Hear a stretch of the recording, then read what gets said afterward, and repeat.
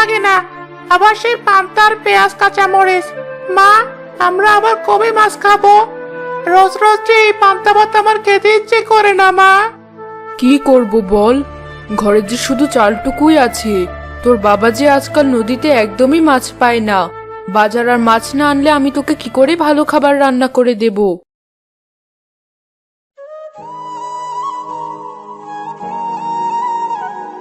কেঁদো না মা, এই দেখো আমি এই পান্তা ভাতই খাচ্ছি, তুমি কেঁদো না।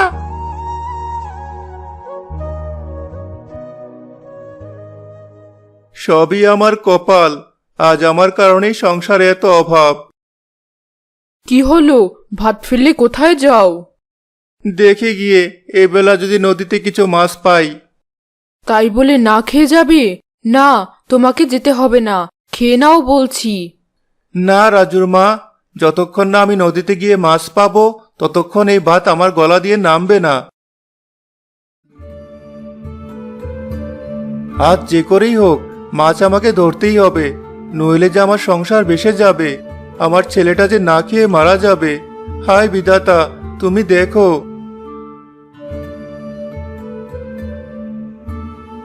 মানিক নদীতে জাল ফেললো, কিন্তু কয়েকবার জাল ফেলা সত্ত্বেও যখন একটা মাছও উঠল না, তখন মানিক কাঁদতে কাঁদতে বলল,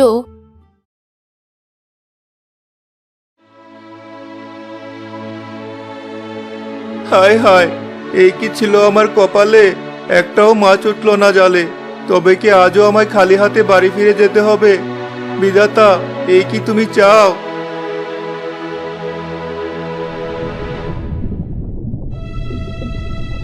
আশ্চর্য, এই অবেলায় এমন করুণ কণ্ঠে কে কাঁদছে? কার এত কষ্ট দেখি তো।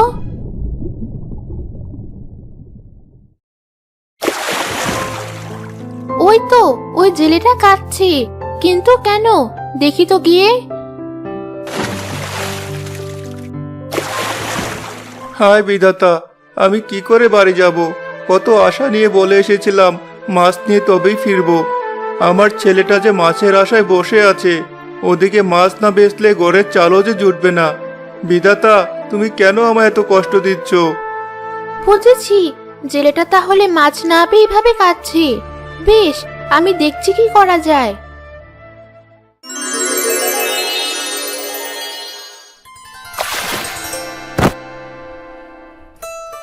আরে, এটা কি? এটা তো দেখছি একটা মাছ, কিন্তু এমন অদ্ভুত মাছ তো আমি এর আগে কখনো দেখিনি। তাতে কি, মনে হচ্ছে বিধাতাই মাছটা আমার কাছে এনে ফেলেছেন। এটা নিয়েই বরং বাড়ি ফিরি।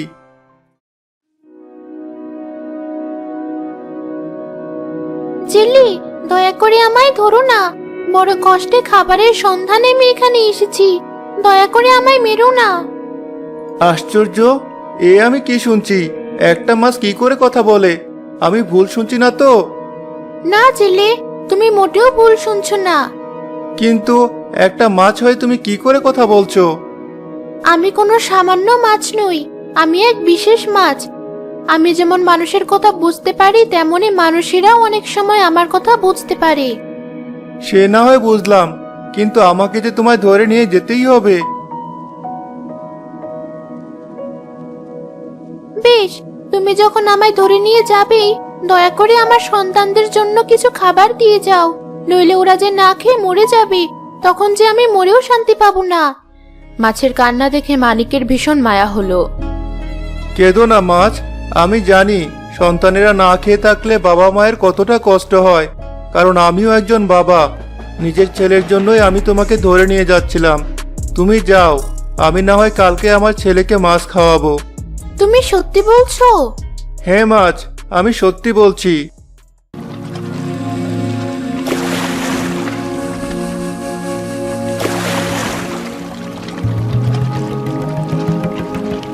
এ কি, আমার সাথে এসব কি হচ্ছে? কে তুমি? আর এতক্ষণ মাছ হয়ে আমার সাথে কেন কথা বলছিলে? ভয় পেও না জেলে, আমি একজন জলপরী, এই নদীতেই আমার বাস। তোমার কান্না দেখে আমার ভীষণ মায়া হচ্ছিল, তাই মাছ সেজে তোমার একটু পরীক্ষা নিচ্ছিলাম। সেই পরীক্ষায় তুমি উত্তীর্ণ হয়েছো। তাতে কি, আমার সংসারের অভাব তো দূর হবে না। চিন্তা করো না জেলে, আজ যেই মাছের অভাবে তুমি কান্নাকাটি করছো, একদিন সেই মাছ তোমার বাড়ি ভর্তি হয়ে থাকবে। কিন্তু কিভাবে? এই নাও, এই মাছটা তুমি তোমার বাড়িতে নিয়ে গিয়ে চাষ করো। দেখবে কিছুদিনের মধ্যেই এই মাছ চাষ করে তোমার সব অভাব দূর হয়ে যাবে। কি করে মাছ চাষ করব? আমার যে কোনো পুকুর নেই, আর বাড়ি বলতে আছে তো একটা শোবার ঘর আর একটা রান্নাঘর। ওখানে আমি কি করে মাছ চাষ করব?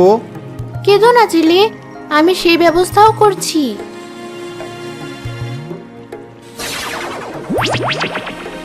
এই নাও, এই কলসের মাছটা রেখে তুমি তোমার রান্নাঘরে রেখে দিও। এই কলস আর তোমার পরিশ্রমের জোরে তোমার সব চিন্তা দূর হয়ে যাবে। আরে কোথায় গেল সেই জলপরি? যাই হোক, আমি বরং মাছটা কলসে রেখে কলসটা বাড়িতে নিয়ে যাই। এদিকে তো সন্ধ্যা হয়ে এলো।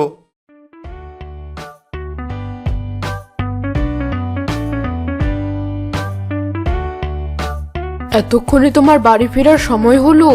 ওদিকে যে ছেলেটা না খেয়ে ঘুমিয়ে পড়লো। চিন্তা করো না রাজুর মা, আজ যা পেয়েছি তা যদি সত্যি হয় তাহলে আর আমাদের অভাব থাকবে না, আর আমাদের ছেলেকেও মাছ না খেয়ে থাকতে হবে না। কি বলছো এসব? কিছুই তো বুঝতে পারছি না। মানিক এক এক করে রাজিয়াকে সব ঘটনা খুলে বলল। সে কি? যা বললে তা কি সত্যি? হ্যাঁ, এই তো কলস। চলো এটা রান্নাঘরে রেখে আসি। অবশেষে বিধাতা আমাদের দিকে মুখ তুলে চাইলেন।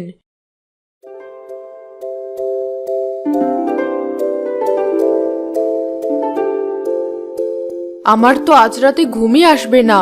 কাল সকালে যে কি হবে। যা হবে দেখা যাবে। এবার চলো খেয়ে দিয়ে ঘুমিয়ে পড়ি। বেশ, চলো।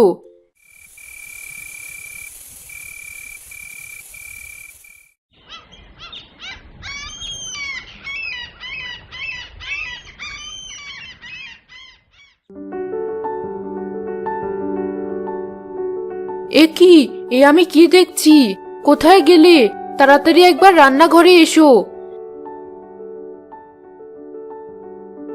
বাবা, এটা মায়ের গলা না?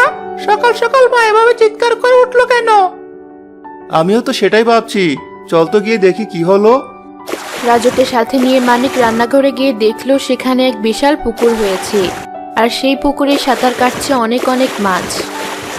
একই বাবা, আমাদের রান্না করে এত বড় পুকুর আসলো কোথা থেকে? আর পুকুরে কত মাছ! হ্যাঁ বাবা, এবার আর তোকে মাছ ছাড়া ভাত খেতে হবে না। ঠিক বলেছ রাজুর মা, বিধাতা সত্যি এবার আমাদের দিকে মুখ তুলে চাইলেন। সব কি আর এমনি এমনি হয়েছে? সব সম্ভব হয়েছে তোমার সততার কারণে। তোমার সততা দেখে সন্তুষ্ট হয়ে জলপরি তোমায় এই উপহার দিয়েছে। জলপরি, মা এসব কি বলছে বাবা? ওসব কিছু না বাবা, আমি গিয়ে আমার জালটা নিয়ে আসি। বুঝলে রাজুর মা, আমি এক্ষুনি তোমাকে পুকুর থেকে মাছ ধরে দিচ্ছি। আমার বাবাকে কিন্তু এক্ষুনি মাছ ভেজে দিতে হবে। কি মজা, কি মজা! আজ খাবো মাছ ভাজা, পরে খাবো ঝোল। চলো চলো, খুশিতে আজ বাজায় ঢাকঢোল। মানিক জাল এনে রান্নাঘরের পুকুর থেকে রাজিয়াকে মাছ ধরে দিল। সেটা পুকুরের পাশে বসেই রাজিয়া ভাজতে লাগলো।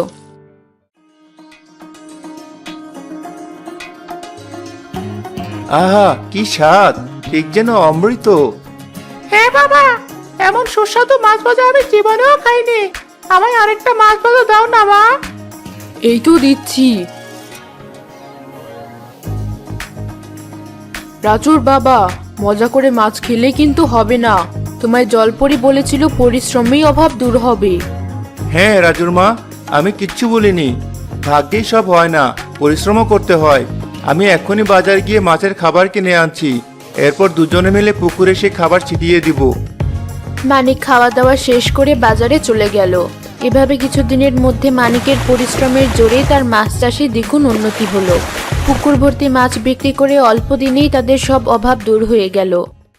আজও অবাক লাগে, কিছুদিন আগেও আমাদের ঘরে কত অভাব ছিল, কিন্তু আজ সে অভাবের ছায়াও নেই।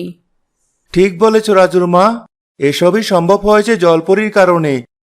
আজ একবার তুমি নদীতে গিয়ে জলপরীকে ধন্যবাদ জানিয়ে এসো। কথাটা তুমি মন্দ বলনি। বেশ, আজই যাব একবার। জলপরি, কোথায় তুমি? একবার উঠে এসো, আমি তোমাকে ধন্যবাদ জানাতে এসেছি। আরে জেলে, কি খবর তোমার?